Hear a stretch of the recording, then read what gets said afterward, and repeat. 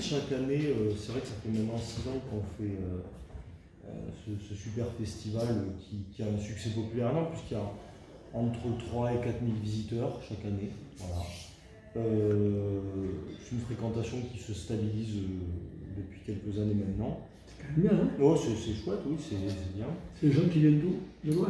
Il y en a qui peuvent venir de Pau, de Toulouse, en fonction des intervenants qu'on sollicite, parce que c'est des intervenants nationaux, comme chaque année. Et c'est vrai que ça attire en local, puisque c'est la cible, mais aussi un petit peu en régional et au-delà. Un festival de culture pop, geek et manga. Donc ce sont des thématiques vastes, modernes, qui orbitent autour de la science-fiction, des univers fictifs dans l'ensemble et de la culture japonaise. On a la particularité d'avoir chaque année des intervenants de marque.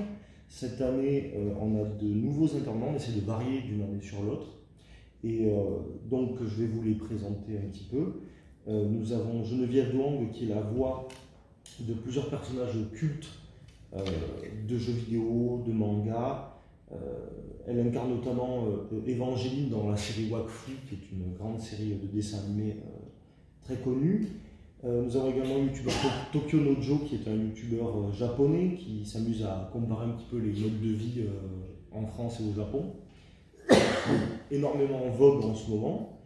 Nous avons le retour de Phil Pariotti, qui est un petit peu l'un des parrains de la première édition et qui revient en force, puisque c'est la voix de Freezer et Piccolo dans la série Dragon Ball Z, et Piccolo qui est au devant de la scène en ce moment, puisqu'il y a eu un film qui a eu un succès énorme à l'échelle internationale, dont il est le protagoniste. Voilà. Nous avons également David Lafarge, qui est un youtubeur jeux vidéo, jeux vidéo et puis surtout Pokémon, parce qu'il est très très populaire chez les jeunes, dans l'ouverture de boosters, c'est-à-dire de cartes à jouer de collection. Et enfin, nous avons Céline Monsara, qui parlera à tous les âges, puisque c'est la voix attitrée de Julia Roberts. Si vous avez vu le film Nemo, le petit poisson, c'est la voix de Dory dans Nemo. Ah oui, Nemo, quel film super. Également des conférences, des animations avec des jeux avec le public, et bien sûr un concours cosplay qui est toujours le point d'orgue du salon, puisque je répète que c'est une compétition de costumes sur la base de personnages fictifs populaires par des amateurs, donc il y a des jeunes, ça peut aller de 13 à... Ça c'est sympa, hein. C'est super. C'est à quelle heure ça? Ça c'est dimanche après-midi à 15h30. Donc ça c'était pour les intervenants. On aura... Alors, parlant du concours cosplay, je précise qu'on est, comme chaque année, partenaire du centre Le Méridien, commercial Leclerc, qui nous offre cette année une superbe Nintendo Switch Lite en guise de premier prix avec le jeu Mario Strikers Football, qui est le dernier en date dans la thématique Next Gen. Ensuite, au niveau des animations, surtout le salon, nous aurons des jeux vidéo, puisque c'est quand même la thématique, l'une des thématiques principales, avec pas mal de nouveautés.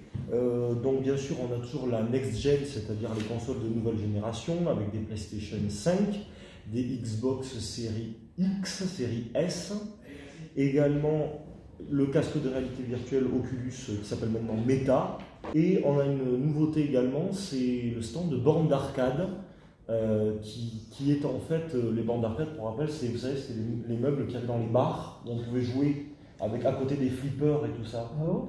Et ça, ça cartonne. Dans les années 80, ça doit parler à certains.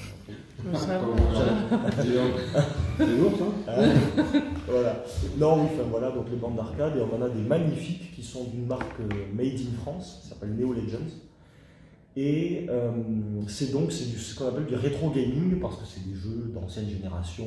Il y a les vieux Mario, il y a les vieux jeux de combat. Mario Bros. Voilà, exactement. Je connais, moi. Ah ben oui. Voilà, donc vous aurez tout ça sur le salon. Également, donc, tout ce que je vous ai cité là se fera dans des formats de tournois, de compétition, avec des lots à gagner. Et à partir du moment où l'entrée, qui est à 7 € la journée et 15 € les 2 jours, est réglée, toute animation... 12 € C'est ce que j'ai dit. T'as dit Ken. Non, pardon. Heureusement que je veille à C'est cher. Oui, moi aussi, j'ai des je gens. veille à tes intérêts. C'est ça, exactement. Donc 12 €, 7 € la journée, 12 € les 2 jours, merci. Et les prix n'ont pas augmenté. Non, ça n'augmente pas, contrairement au reste. Et bien, tout sera, à partir du moment où cette entrée est réglée, tout est gratuit à l'intérieur en termes d'animation. La scène et tous les jeux vidéo que je vous ai cités là, ce sera en libre accès pour tous les visiteurs. Voilà. Et les concours aussi. Et les concours aussi, absolument. Le cœur de cible, ça, À quel âge à peu près? c'est de 10 ans, je Ouais. dirais, à 30 ans, et ça peut même aller au-delà parce qu'il y a cette fameuse génération du club Je vais y Dorothée. aller, moi aussi, juste à Manille. J'espère que vous viendrez quand même. Ah bah, bien sûr, Bah, on vient voilà. chaque année. hein. Ben oui, voilà. Donc, et 35 ans, parce que même peut-être parfois 40 ans, parce que c'est les parents du club Dorothée, ça c'est un grand classique, hein, qui viennent pour les enfants, alors qu'en fait ils viennent discrètement pour eux aussi, quoi. Voilà. On aura donc aussi un pôle jeu de société, avec également toutes les nouveautés du moment. Je vais en citer une qui est le jeu de cartes Magic, qui est très très connu. Et ce sera une compétition, ce sera un tournoi homologué par Magic, voilà, par la marque Magic. Voilà. Et l'association Artefact aussi, qui est une association de Tarbes, voilà, qui est fidèle au poste depuis toutes ces années. Ouais, ouais. Et qui viendra avec un super stand de figurines. Donc il y aura 2 stands de restauration. Le premier, c'est l'enseigne Tarbes Gold Burger, qui fait de super burgers artisanaux. Et le deuxième, c'est le stand qui s'intitule Ishiraku, c'est du japonais, Ramen, qui est en fait un stand... Lui, il fait pas la gardure sur moi. Mais c'est la gardure japonaise. Le ramen, c'est un peu la gamme C'est et qui fait donc, qui fait précisément des ramen, donc c'est sa spécialité. Et c'est vachement sympa parce qu'il a fabriqué en fait une structure qui est tirée visuellement du manga Naruto. Vous pouvez le marquer, ça c'est très intéressant. Du manga Naruto, il a fait une réplique en fait d'une boutique qui existe dans un manga. Voilà. Donc ça c'est hyper sympa pour les jeunes aussi, ils adorent ça. Le samedi soir, comme chaque année également, on fait un loto qui est un after en fait du salon. On fait un loto donc et une tombola. Le loto est à 5 €. Enfin, le carton du loto est à 5 €. C'est ça, David? Oui. Et le ticket de tombola, c'est 2 €. Et pour 2 cartons de loto achetés, c'est ça? Oui. Un ticket de tombola offert. Et donc, il y a pour plus de 1 000 € de lot geek, manga, enfin, des thématiques qu'on exploite, quoi. Voilà. Ça, c'est pour les mamies qui accompagnent les. Oui, bah même. Ils aiment bien le loto. Oui. Donc voilà, ça cartonne aussi. Et ça se passe à partir de 19 h le samedi au restaurant du parc d'exposition.